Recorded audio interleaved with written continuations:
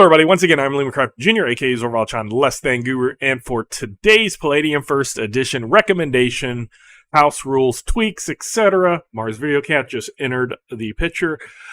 I want to talk about is saving throws, how they work in Palladium, and what you can do to give them a few tweaks to improve your game or to help bring some differences in your game and make some things, in my opinion, make a little more sense. So let's just go over the base saving throw rule.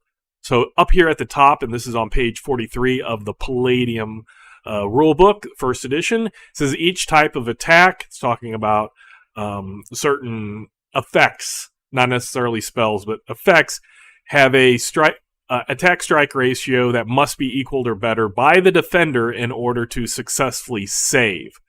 Not all magical attacks can be saved against, so if it's a magical attack or mystic attack, it will say if it can be saved against or not, but it says that they might be applicable. But the main thing we're looking is here is it must be equaled or better by the defender. So this is something that I've mentioned before when I was talking about armor rating. Defender always wins ties. And if you remember that, you don't have to worry about, oh, is the armor rating, do I have to exceed the armor rating? Or is that one that I have to equal the armor rating and sit there thinking, you think, who's the defender against it? Ties go to them. So the armor rating, you have to beat it. And in the saving throw, you're the one who is defending against whatever that save is against, so you just have to equal it.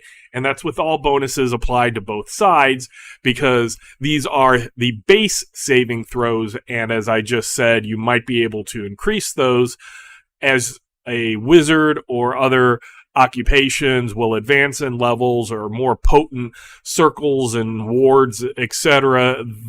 They might have a bonus to their saving throw or a bonus to the base needed. So say a wizard gets a +1 spell magic. Now their spell magic is more potent, and to save versus their spell magic, it's going to have to be a 13 or higher, not a 12 or higher. And we have a list. It's not huge like old school D&D, but it's not also really small like, say, the 3rd and 4th edition of D&D, which only had 3 saving throws, fortitude, willpower, I believe, and reflexes. One, it was a target number that you had to beat on your attack, and on the other, it was a save that you made. But basically, they had the 3 modern 5th edition D&D has it where each of the attributes has the save is against an attribute.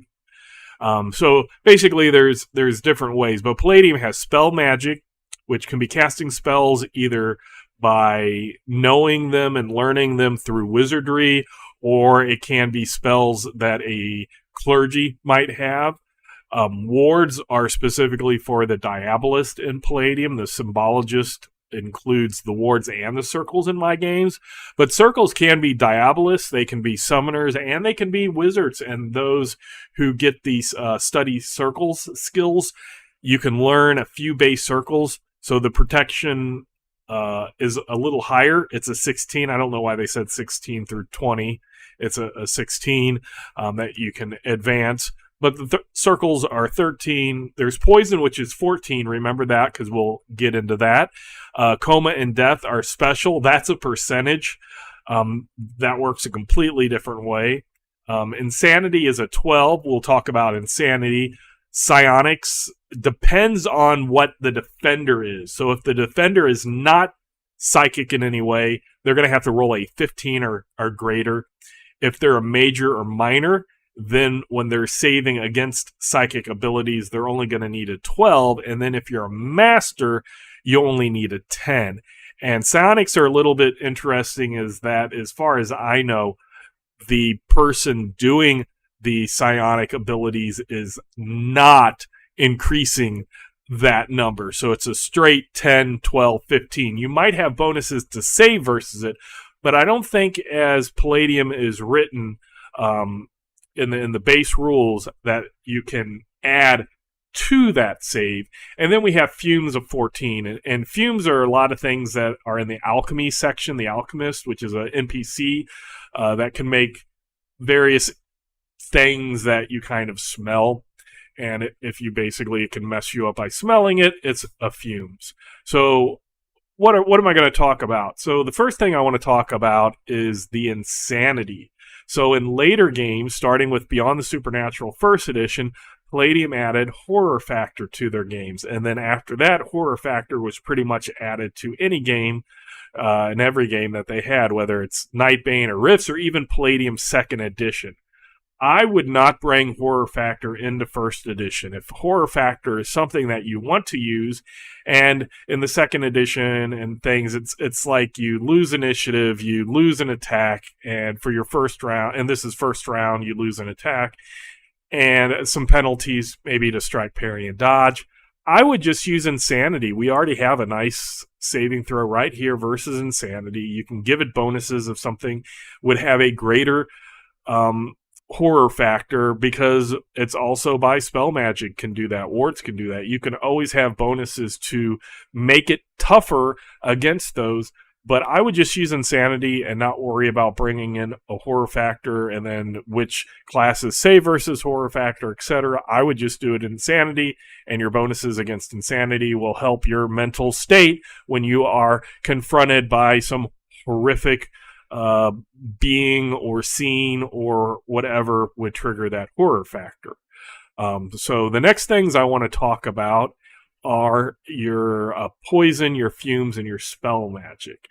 And as I mentioned before, in my magic point system, but this would actually apply to even if you're just using the spell per days system, is if here we go to elemental magic. It's just because I know there's a level 1 and a level 2 spell that I can very quickly show an example. You have a level 1 spell called Cloud of Steam.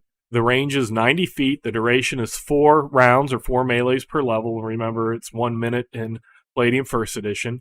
And you create a 30 by 30 by 30 foot maximum size, 90 feet away. That's where that range is.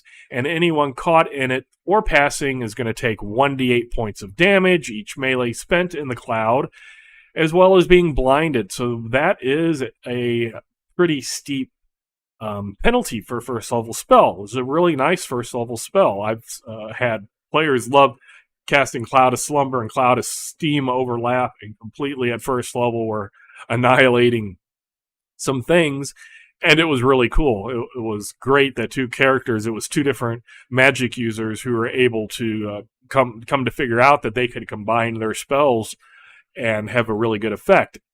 Striking, parrying, dodges while in that cloud are at -7. That's, if you're using it base, that is pretty hefty. And the saving throw is standard versus magic, so 12 or better, and the victim takes half damage, is only blinded for 1 to 3 melees.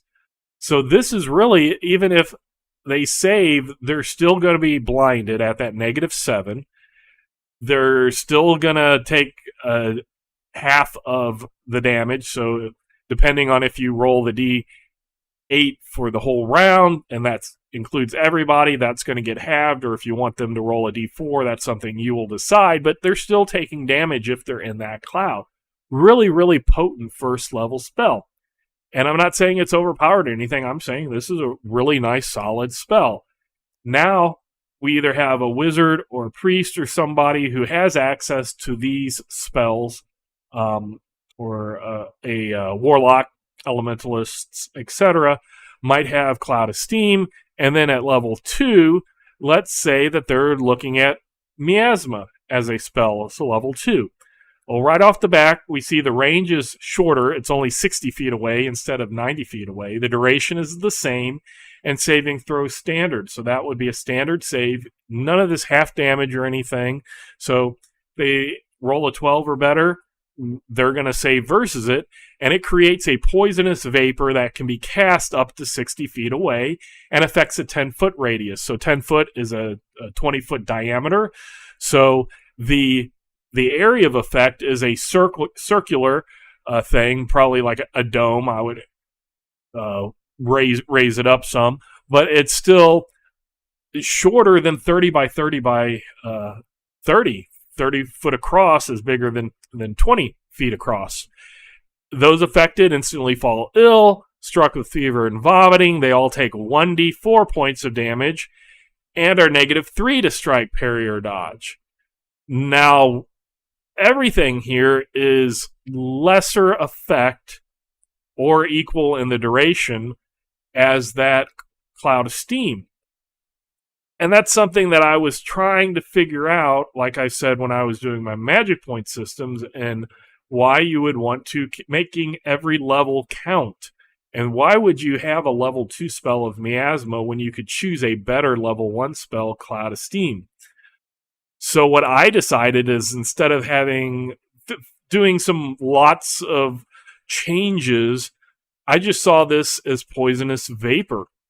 And then I get to go back to my saving throws, and if I make one change in what is the saving throw type, I could make it fumes at 14, or I could make it poison at 14. Either way, the base is going to be too higher, but since it's magical, as that caster increases in level, I would add that to the base fumes or poison. As a game master, I think either one of these would apply. It's fumes, vapor, and poisonous. I would determine one of those, and here I would remove standard and write either poison or fumes, and that gives it a reason why it's a second level spell. It's because the saving throw is more difficult, so it'll be harder to save.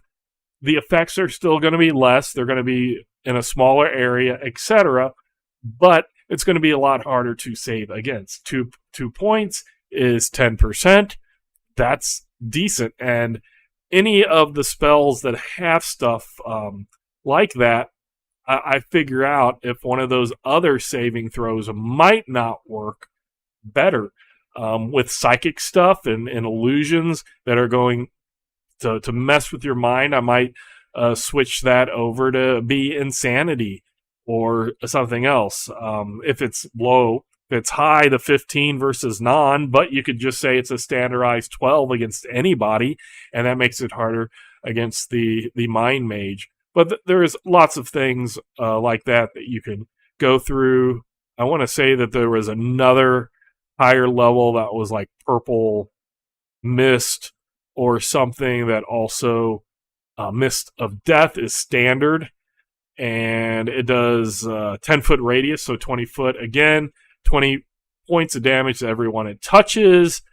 That is a level 6. You might think standard is fine. It could be, but if you want to change that and have anything that's kind of like a mist or vapors or something be something else, then look at it and see if does this fit the level of spell in your ideal.